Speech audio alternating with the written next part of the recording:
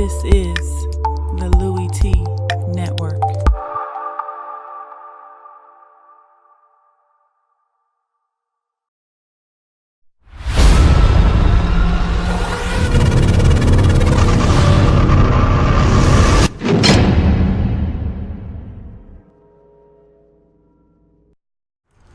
Who else could it be?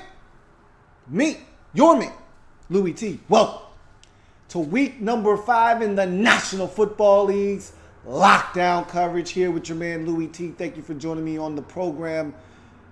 Los Angeles Chargers at the New York Football Giants. Someone's had to go. Somebody had to get in the win column in this game.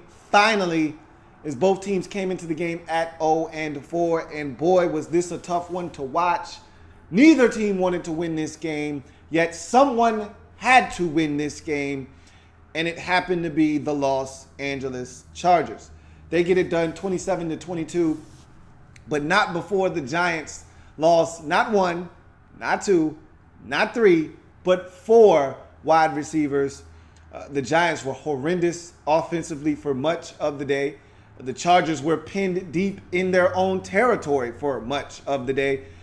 But when they were finally able to get out of the shadows of their own end zone, they moved the football. They made mistakes in this game, which an 0-4 team tends to do. But they found ways to make plays. And at the end of the day, they got their first win of the season. And we'll see if they will jumpstart the Chargers, as we've seen them in past years run off 3 out of 4, 4 out of 5, and give themselves a shot. But when you dig yourself such a deep hole, it's so hard to climb out of. Starting the season 0-4, probably not going to result in much this season, but you never know. We'll see. Remember, I always remind people of this.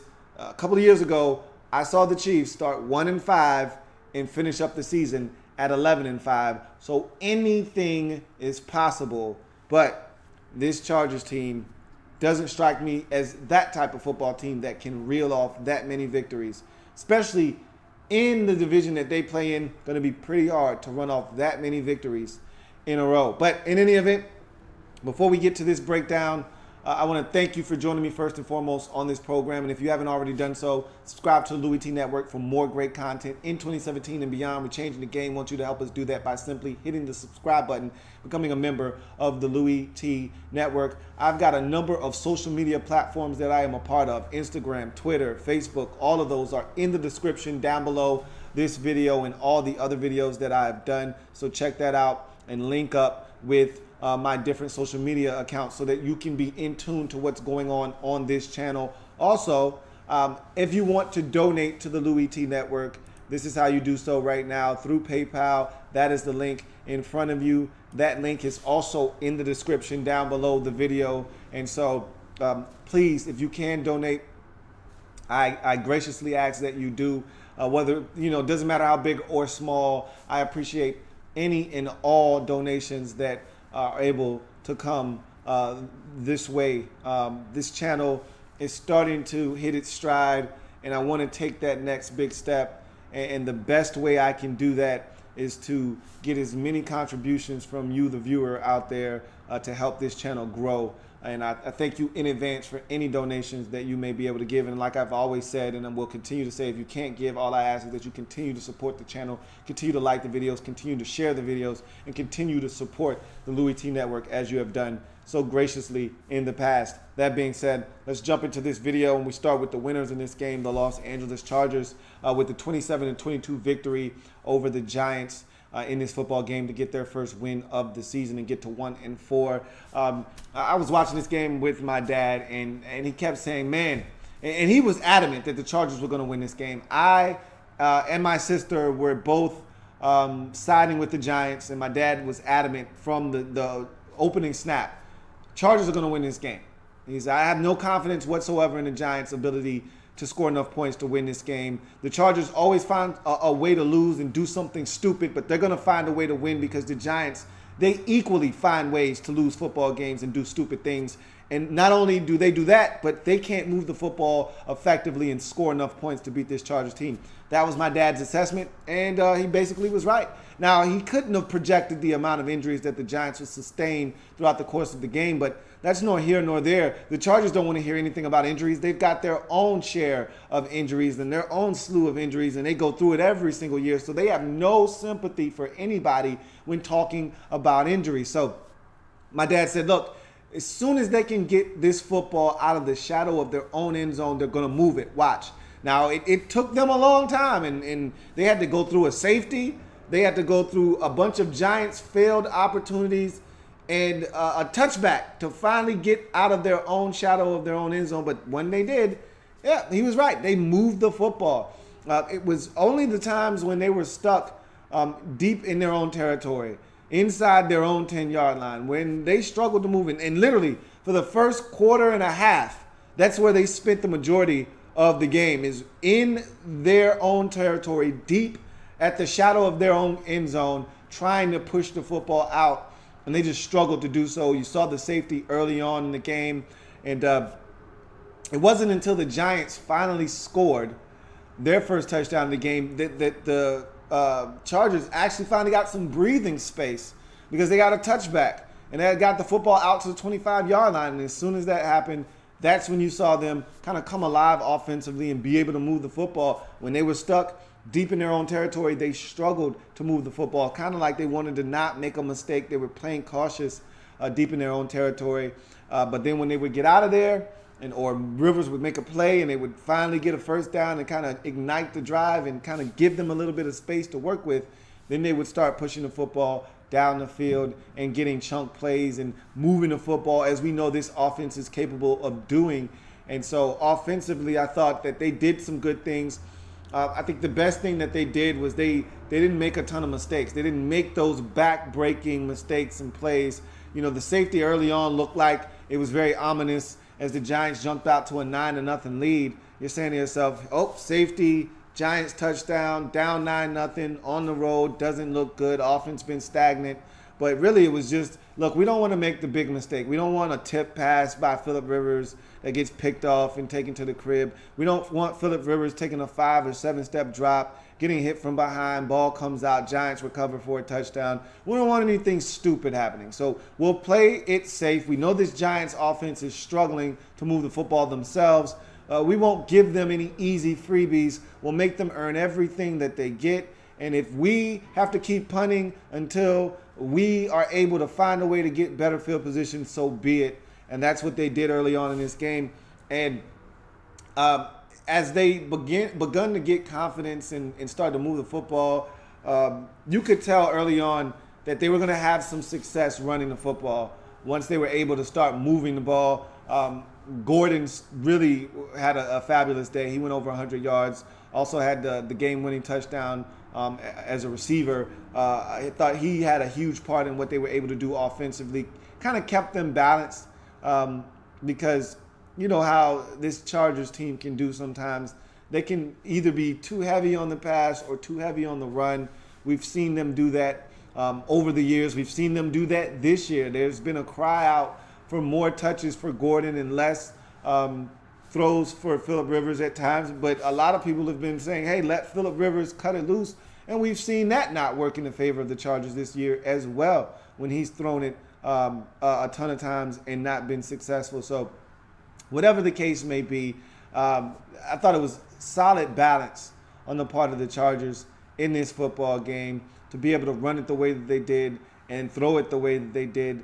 They missed some opportunities. Phillip Rivers was not his sharpest, and him throwing it in this game over 40 times usually is a recipe for disaster for this football team. However, they were able to overcome some of the mistakes that they made, the safety, the interception. Those things didn't come back to haunt them as you thought it might in this game.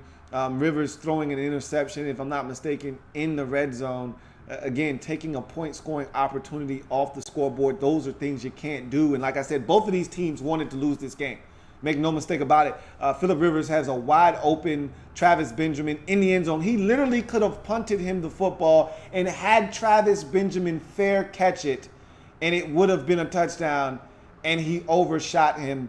And again, it's those types of misses, those types of plays that generally cost you a game. Had they been playing a good football team, not an 0-4 Giants team that had 4 receivers go down to injury and had to finish out the game with 3 tight end, 1 wide receiver, and 2 running back sets to just close out this game.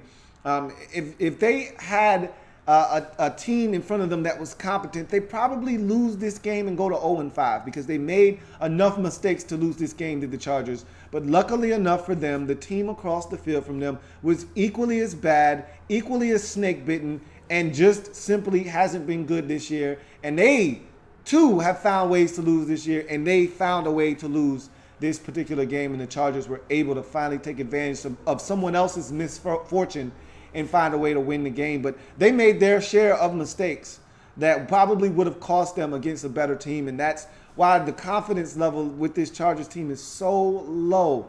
But again, I don't care how the hell you get it. Just get it. And they got their first W of the season. Rivers was not sharp. Less than 50% completion percentage in this game. I told you he missed a touchdown, an easy touchdown to Travis Benjamin. I told you he threw the football away for an interception in the red zone. He was not his best this game, but the run game was solid, and they made plays down the stretch, including this defense making some huge plays, which we should get to right now as we go to the defensive side of the football. Early on, I thought the defense really kept the Chargers in the game because the offense was putrid early for the Chargers. They had bad field position, and they looked like a team that was scared. They actually looked like a team with a rookie quarterback that was scared to do anything trapped deep in their own territory. Hey, we're willing to just run 3 plays and punt. We don't want to do anything out of the box. We don't want to kind of put our team in a bad position by maybe turning it over. We don't trust our offense to do anything. So we're just going to play it safe, close to the vest, and we're going to punt the football. And this defense, time and time again, the Giants had great field position in the first half. I mean, literally, if the Giants had 8 possessions in the first half, 6 of them started either in or close to Chargers territory, and the Giants were able to do nothing with that field position. That's when I probably started to think to myself, they're probably going to lose this game because they had too many opportunities to score, did the Giants in this game, and they just didn't take advantage of it. And a lot of that credit goes to this Chargers defense for applying pressure on Eli Manning, getting after him, making him uncomfortable, being physical with the receivers. And I don't want to say they stopped the run because I thought the Giants actually had success running the football. I just think they didn't run it enough. But in any event, they found ways to get off the field on third downs, and that's the most important down in all of football is third downs. Whether you're an offense, you need to convert, or a defense, you need to get off the field. And the Chargers were getting off the field on third downs. And when the game was in the balance late, when they were down 22-20, Melvin Ingram makes the play of the game by sacking Eli Manning, having the football come out. It's recovered by Melvin Ingram. And that essentially put the Chargers in a position to get the go-ahead score to Melvin Gordon, the third, for the touchdown. Rivers to Gordon out of the backfield. And just like that, you go from being down in this game to up. And at one point, it was 22-17, and they were reeling. But they get the field goal, they get the stop, they get the turnover, and they get the touchdown, take the lead, and they were able to preserve that lead 27-22. Chargers finally, for once, make the plays down the stretch in the game to win, not to lose a game. And so they get their first one in the left-hand column. Good for the Chargers and their first-year head coach. Glad to see him finally get a win. And maybe this will change the fortunes of this Chargers team this season, and maybe they can start putting together some good efforts and winning some games. We shall see if this is a spark for this Chargers team moving forward, or if this was just a 1 week thing and they played against a bad Giants football team that allowed them to get this win. We'll see what happens.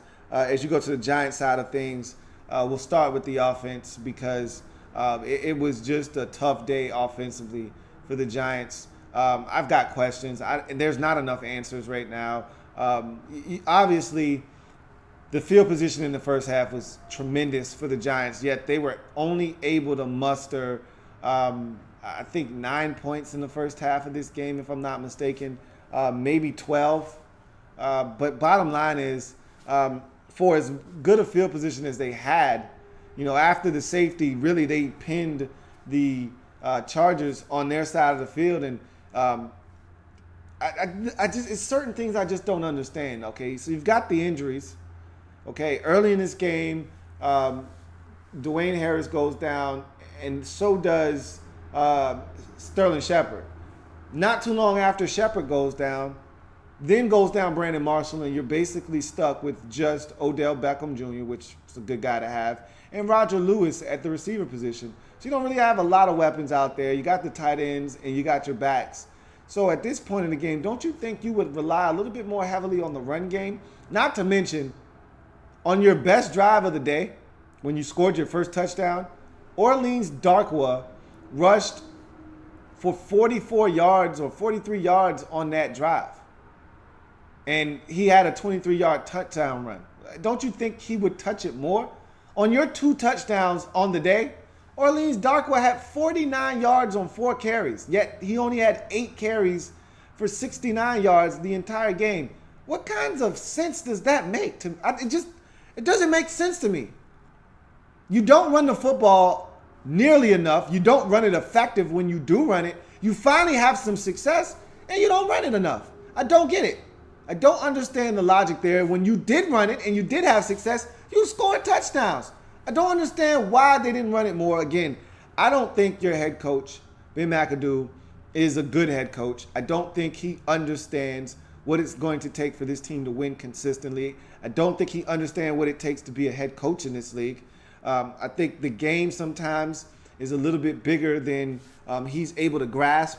And you see him struggling. I thought last year the defense and it being so dominant was the reason this team won 11 games and made the postseason. It wasn't because of Ben McAdoo and his offense. It wasn't because of Ben McAdoo and his ability to coach this football team up. It was because of your defensive coordinator coming back home and getting this defense to play at a very high level. Steve Spagnuolo got this defense to play at an elite level yet again last year, and that was the catalyst for you winning 11 games and you making it to the postseason. When the defense fell apart, so did this team. The Giants haven't scored a ton of points. Going back to last year, they scored 22 in this game, but a lot of the points that they scored, you get a safety. They had great field position. A lot of the points that they scored in this game was essentially gift wrapped to them. And this is a team that just struggles. They struggle in play calling. They struggle in offensive fluidity. They struggle in management of the game. They struggle in too many areas of the game to be successful.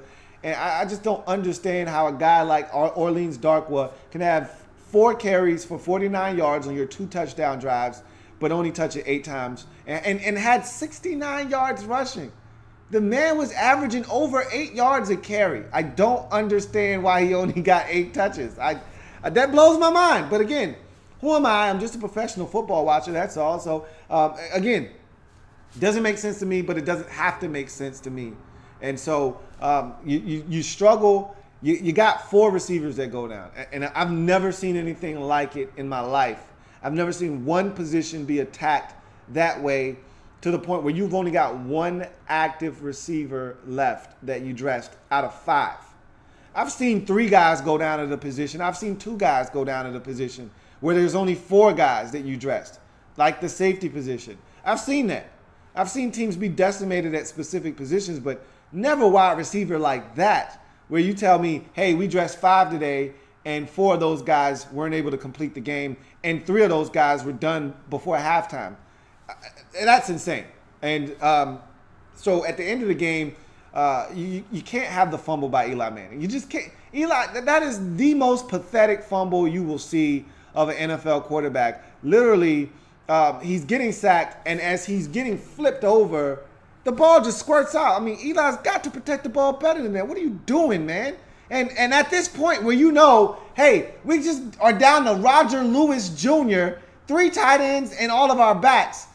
You know you got to protect the ball, you've got to punt, and you've got to allow your defense to somehow. This Chargers team has created new ways week in and week out to lose. If you're up 22-20, maybe their field goal kicker, Nick Novak, who they just signed, will miss a game winner. Maybe Phillip Rivers will throw you another interception like he did earlier in the game. Maybe Melvin Gordon will fumble the football. Maybe something stupid will happen because that's generally what happens to the Chargers. Instead, you do something stupid. You give them an opportunity to take the game, and that's exactly what they did.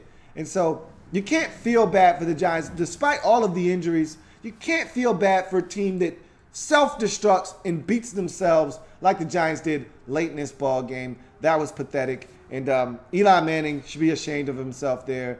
And look, it is what it is. This is not a good Giants football team. It just isn't. The offensive line isn't good. And late in that game, you saw the problems that they were having protecting up front.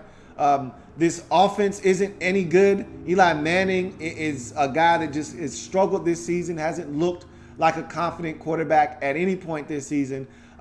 This is a defense that isn't the same. And speaking of which, let's talk about this defense. Oh, wait, before I get to the defense, and one more thing. This is a team that offensively doesn't run it enough. They had some success in this game, and they refused to stick with what was working. And so shame on them. They deserve to lose. You go to the defensive side of things, and for as good as this Giants defense was supposed to be and as good as it was last year, they're not the same defense this year. They're not getting enough pressure on the quarterback. That's one. Two, they're not generating enough turnovers. And three, this is a defense that can't be run on. Last year, you could not run on the Giants defense. You hardly could throw on them. It was just a tough go of it. Either way, whatever you tried against this Giants defense probably wasn't going to work. You can throw it on this Giants defense. You can run it on this Giants defense. They don't get enough pressure on the quarterback. They don't create a lot of turnovers. They don't put pressure on your quarterback to force them into mistakes. This is a Giants defense that is very vulnerable right now. And you saw Phillip Rivers take advantage of this defense. They were reeling in the second half of this game. And they weren't able to get the stops necessary to preserve this victory for this Giants football team. But the offense didn't do them any favors by turning it over and putting them in some tough spots. But nonetheless, this Giants team as a whole right now is struggling. And I think the biggest part of the defense that's struggling right now is the lack of pressure. Because right now what you're seeing is a team that isn't generating pressure, and because the lack of pressure is allowing long developing routes down the field, teams are able to push the football down the field. We saw it in the comeback win for Tampa Bay last week, where Jameis Winston is getting chunk plays down the field to Cameron Brate, to Mike Evans, to all kinds of different guys. The O.J. Howard breakdown where they reverse field and throw it back across the field to O.J. Howard for a touchdown. They're huge chunk plays. They're defensive breakdowns. There's no pressure, and quarterbacks are able to see the field clearly, make decisive reads, go through progressions, make the smart play. And this Giants defense is just struggling right now. And this season for the Giants, boy, it's going to get a lot worse before it gets any better. This may be one of the worst seasons in Giants history, recent memory, I should say. They're not going to win very many games this year. And with the injury to Odell Beckham Jr., which was very gruesome, he's done for the season. I don't know the extent of the Marshall injury, the Sterling Shepard injury, nor the Dwayne Harris injury. Bottom line is, with Odell Beckham out, we saw just how lost this offense was with him out. Just him. Take away any one of those other receivers or multiples of them, and all of a sudden now you're trying to tell me that Eli Manning is going to have a puncher's chance of being successful offensively with a team that doesn't run the football, refuses to run the football? This Giants team is in trouble. It's going to be a catastrophe on Sunday Night Football next week versus the Broncos, who are going to come after Eli Manning. He's going to be grounding the football a ton. He's going to be falling down because he doesn't want to get hit on sacks. They may not score next week versus the Denver Broncos. They may lose that game 27-0. I could easily see a shutout. I could easily see a game where they don't score double-digit points and it's not competitive.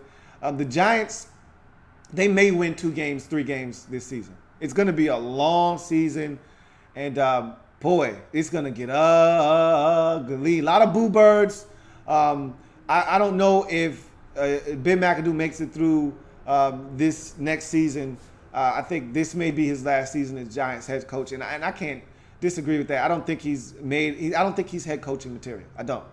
And so we'll see what happens, though. But boy, oh boy, it's about to get ugly in New York. It's going to get ugly in here. Oh, in here. Oh, in here. Oh. Giants 0-5 after losing 27-22 to the Los Angeles Chargers, who get their first win of the season off of this lowly Giants football team. See if we can get to any comments that may be out there. Brandon Williams says, do you believe that Jerry Reese will get fired this year because he's ignored the offensive line? I don't know if Jerry Reese will get fired. There were times where I thought Jerry Reese may be on the hot seat, and he's been able to avoid it for this long. I'm not sure that Jerry Reese is going to get fired. That's interesting, though. That's an interesting take. I don't think Jerry Reese gets fired, though. But we'll see what happens. There are some things that have to be definitely. There are some things that definitely. There are some things that definitely have to be addressed with this Giants football team, without a doubt. There's just no way that you can get away with some of the things that they've gotten away with over the last couple of years. You were able to mask the offensive line deficiencies last year because the defense was so good. And now you look at this football team and the struggles of the offensive line, the lack of a run game or refusal to run it, because I thought you could have had success in this game, but they refused to run it.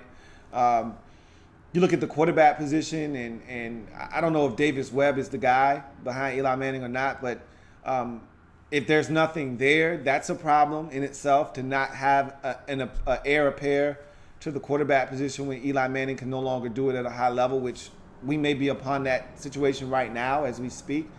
I just think this is not a good situation for the Giants right now. And so maybe Jerry Reese is in trouble. We'll see. That's a really good question, because the offensive line has been a problem, and the Giants have refused to admit some past mistakes, one being Eric Flowers. They refuse to believe that he's not a left tackle. They could have already made the move to the right tackle or already kicked him inside the guard if they wanted to. No, they continue to force the issue at left tackle. He continues to struggle. They picked Pugh to be a tackle. He ends up being a guard, and they've tried. I can at least say Weston Richburg, they tried at center. I don't think he's terrible. Pugh has been a good guard when he's healthy. I just think they refused to admit that they made a mistake at left tackle. If they would have just kicked Flowers to right tackle and tried that experiment, and if that didn't work, kick him inside and get rid of Jerry at guard, then maybe you could have said, all right, we need two tackles, because Bobby Hart isn't a starting tackle in this league, and neither is Eric Flowers at the left tackle position, at least. So there have been mistakes. So we'll see. We'll see if Jerry Reese is on the hot seat or not. Disco Jump Rope says, never saw the Giants going 0-5. This is another reason why you can never predict the National Football League. Absolutely, 100%. No one saw this coming. I'm an NFC East fan, and I'm a diehard NFC East fan. Never in a million years would have thought the Giants would not have won a game by now. At some point, they had to have beaten somebody. Tampa Bay, Dallas, Philadelphia, somebody, anybody. They have beaten no one yet, and that is just hard for me to fathom. But yes, this team is 0-5. LL says, how long will Odell be out, and what type of injury did he have? He broke his ankle, and he's out for the remainder of the season. So that is pretty much their season. I mean, they were already done this season anyway, but you take him out of this offense, and they just don't stand a chance. LL also says, what team will be the first to win a game, the Browns or the Giants? That's a hell of a question. I don't have the answer to it. because the Browns are sorry. And Hugh Jackson, I haven't watched the game, but I've been saying this for at least the last 4 weeks, and I said this in the offseason. Don't start Deshaun Kaiser. He's not ready to be an NFL quarterback. He's not mature enough. He's not mentally where he needs to be. He's not ready as an NFL football player. He doesn't know how to prepare. He doesn't know how to read the field. He doesn't know how to go through his progressions. He's prone to mistakes. He's inaccurate. He's not ready to be an NFL starting quarterback. Don't start him. I told them that Hogan is their best option. And even when he's gotten played, I remember in that Ravens game when Deshaun Kaiser was struggling with the migraines, they moved the football with Hogan. They scored a touchdown with Hogan, and then Kaiser's ready to come back. And they put him back in the game, and they struggled. I don't understand. When he's in, they move the football. They get results. When he's not in the game, they struggle, and they turn it over.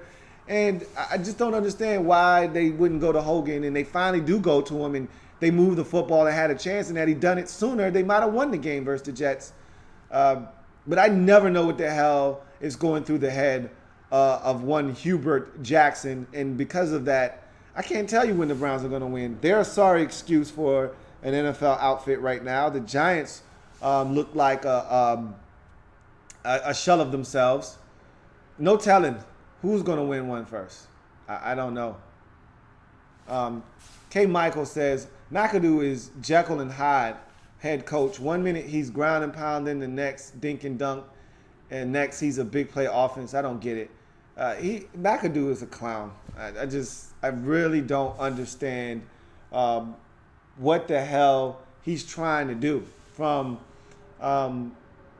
week to week, quarter to quarter, possession to possession, snap to snap. I never can get a read on what the hell it is Ben McAdoo's trying to accomplish. 1 week you think, okay, he's figured it out. They got to go to the quick passing game because this offensive line stinks. And then next thing you know, Eli Manning's getting sacked and throwing interceptions and getting pressured because they're going 5 and 7 step drops, or they're in the shotgun primarily, and he's dropping back and they're running long developing routes. I'm like, what are you doing? You can't do that with this offensive line. Then next thing you know, they got a possession where they run it 4 out of 5 plays and then boom, they're in the end zone. And you're like, okay, you got something here. Let's see you run the football. And they don't do it again. Like, what are you doing, man? I don't get it. Hey, Michael says, as a Giants fan, I'm starting to see the end of the tunnel for Eli. Not sure how the Giants will approach this offseason, especially with a possible top 5 draft pick. Put your GM hat on. I got to see how this season continues to progress. I remember 2 years ago when the Cowboys were a bad football team, and I said, if you're in the top 5, how can you pass on Ezekiel Elliott? How can you pass on Ezekiel Elliott? With that offensive line and some of the playmakers you have on offense, you get the back to complete that offense behind that offensive line, and you got something. What did they do? They drafted Ezekiel Elliott, and the rest is history. I got to see the way that the rest of this season progresses for the Giants, and I'll tell you exactly what they need to do and how they need to go on. I don't really care how Eli Manning is viewed. You need to address the quarterback position. If you feel like Davis Webb is that guy and you want to continue to work with him, so be it. Attack the offensive line with your first pick. Because as we all know, in order to get the tackle that you need, you got to get one high. It's rare. You can find them now. It's not out of the realm of possibility, but it's rare. Much like a quarterback in this league, it's rare to get a franchise guy outside of the first round. Same thing with the tackles, and I narrow down the focus with the tackle position. It's rare to get a top tackle out of a top left tackle or a good left tackle. It's hard to get one of those out of the top 10 to 12 picks in the draft. Usually after you get out of the top 10 or 12, because teams know the value of a left tackle and they usually snatch those guys up in the first 10 picks. When there's a good tackle draft, you'll see 4 or 5 tackles go in the first 10 picks. We've seen that happen multiple times over the last 7 years in the NFL draft. If you're the Giants, you got to attack that position. So if Davis Webb is that guy and you think you can forego the quarterback position because you want to work with him, okay, cool. I understand. If he's not the guy and you think he's a backup quarterback at best, then you need to draft the quarterback. And in the second round, you need to be attacking the offensive line. And they got to do something in New York. There's a lot of problems. It's definitely the end of the tunnel for Eli Manning. It's been a good run. Really, when I look at all of those quarterbacks from that '04 draft, I'm looking at all of them and I'm saying, man, you saw Ben throw 5 interceptions against Jacksonville. See Eli struggling the way that he has been this season. Phillip Rivers' team is 1-4 right now, and I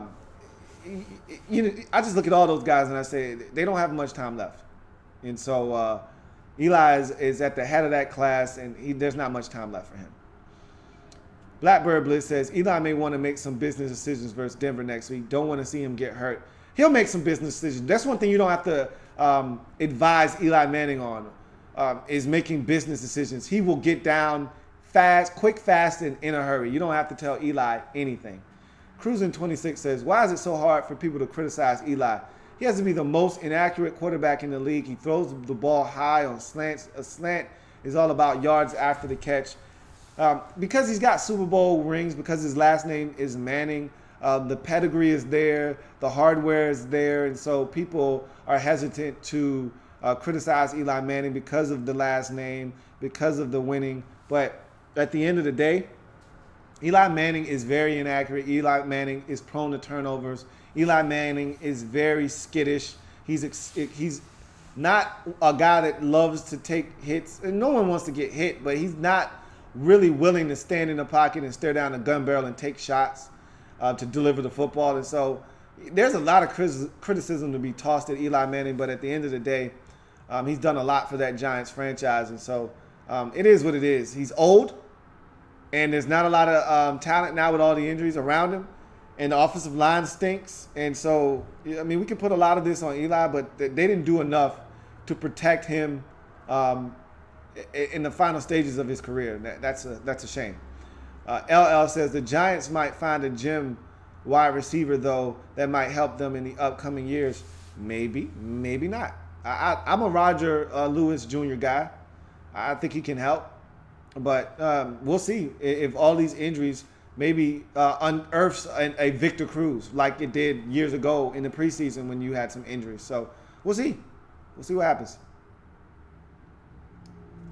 But that'll do it for this breakdown. Chargers get their first win of the season, 27-22. I want to see what this does for the Chargers. The Giants are dead. Their season, we pulled the plug on their season yesterday. They were on life support. Both of these teams were on life support. The Chargers are showing signs of improvement. They're still on a breathing machine right now, still needing assistance, but they're showing brief and gradual signs of progression.